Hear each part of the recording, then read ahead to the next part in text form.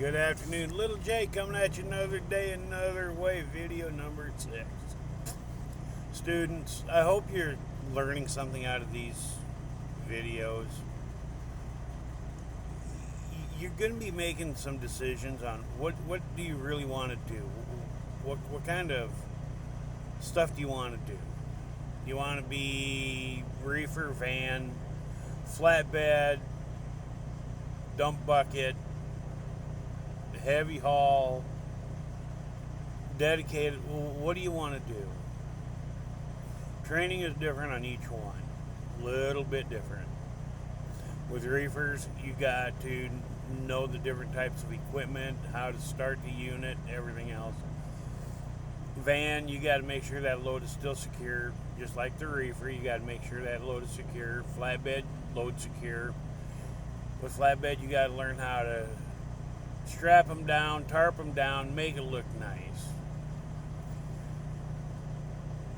Dump bucket, here again, you've got to put the tarp over to so make sure nothing flies all out. There's a lot of work there too. You're going to learn that working 70 hours a week is pretty much the norm, unfortunately. No overtime, there it is. Do you want to drive a straight truck locally? Do you want to be what there's so many options, tank or whatever. Bulk tank, gas tank, what do you want to do? A lot of decisions, a lot of other things. And your trainer's got to try to teach you this, what he can. And then in the future, do you want to become a lease operator, owner operator? There's a difference there. Lease, you're buying the truck from the company. And there you got to keep in mind, you're not only buying your truck, you're paying the company enough so they can buy another one. So you're basically buying two for one for you and one for the company.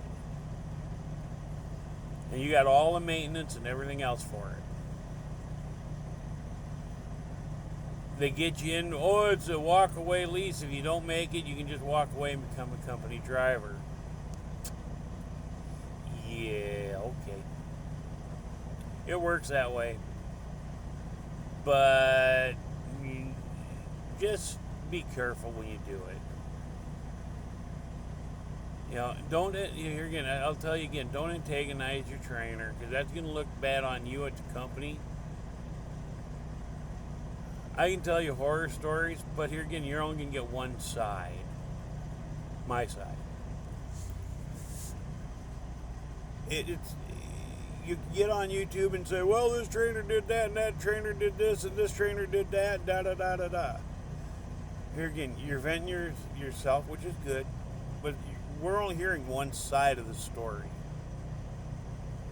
You go complain to the company. They're going to hear your side, then they're going to call him in and say, okay, what happened? He gets to tell his side of the story. And very seldom do the two even come close to each other. So get along if you can't. Ask your company to move you to somebody else. No big deal. You got to figure out what kind of equipment do you want to pull? Reefer, van, flatbed, tank, dump bucket, heavy haul, dedicated, regional. What do you want to do? That should be kind of hopefully you've made up your mind by this time before you even go to school. There's a lot of deals out there. What's a flatbedder? A flatbedder for life. Well, I like hauling a reefer because I can haul anything a flatbed can, pretty much. I've hauled wood, cars, you name it. I've hauled a lot of weird stuff in a flatbed, or in a reefer. I've hauled a lot of weird stuff on a flatbed too, trust me. Van, here again, I've hauled a lot of strange stuff in a van, you know. But figure out what you want to do. Don't harass your trainer. Learn. He should be teaching you stuff like how to figure out a grade on a hill. What does that 6% mean? He should be teaching you how to read the road at night, watching the lights. He should be teaching you things to keep you alive. Maybe that's what I'll do, maybe on one of these videos.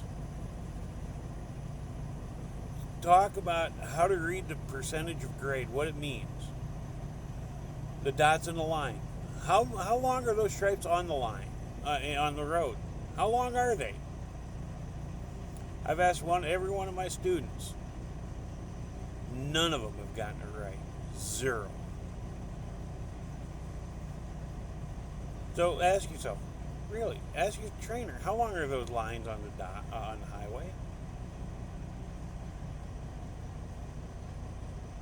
Ask him simple questions to keep you alive.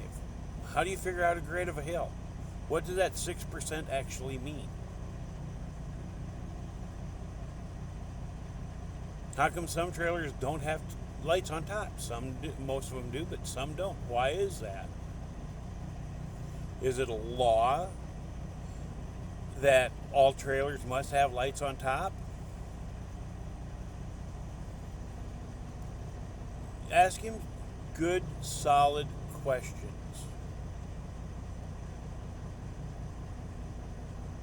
Just be careful out there. Be safe.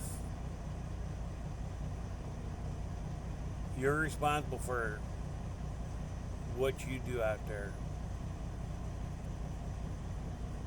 Just be careful. Be safe. You got to go that way. Little J, I got to go this way. Talk to me later.